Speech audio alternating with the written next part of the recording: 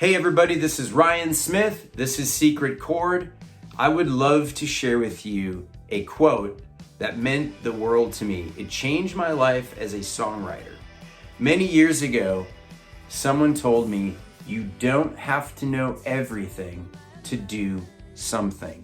And what that means is whatever limits you have on what you know, whether you know 1 chord, 2 chords, 3 chords, you have the potential to use your creativity to write a song that is meaningful, good, and has the potential to be a classic song.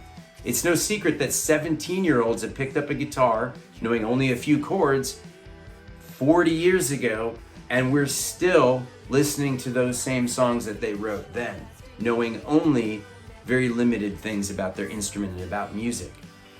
Now, this is in no way to discourage learning music theory. And in fact, I encourage everybody to dive in and learn more things, more skills.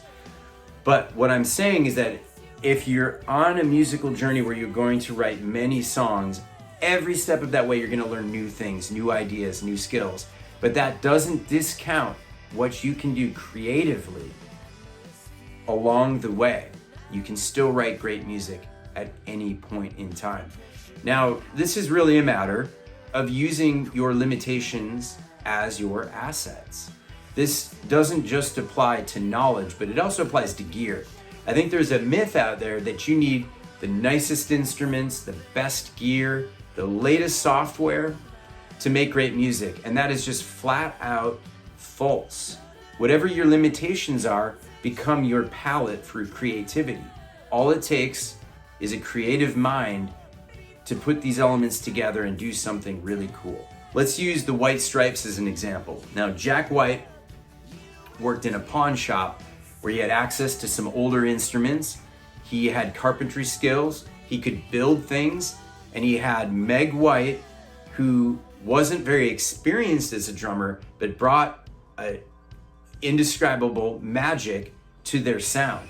And at the end of the day, they had a very unique musical identity that they would not have had they had access to all the gear everybody else had. Another great example is Peter, Bjorn, and John, when they recorded what is now a classic indie rock song, Young Folks. They went into a rehearsal space that only had a bass guitar with 1 string. So the bass line was written on a 1-string bass.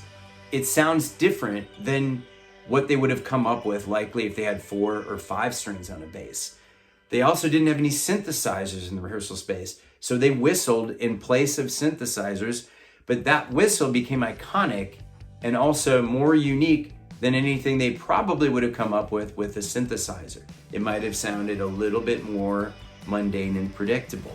Use your limitations as your assets and continue to grow as a writer, musician, human being.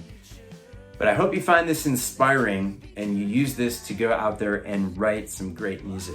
All right, until next time, rock and roll, my friends.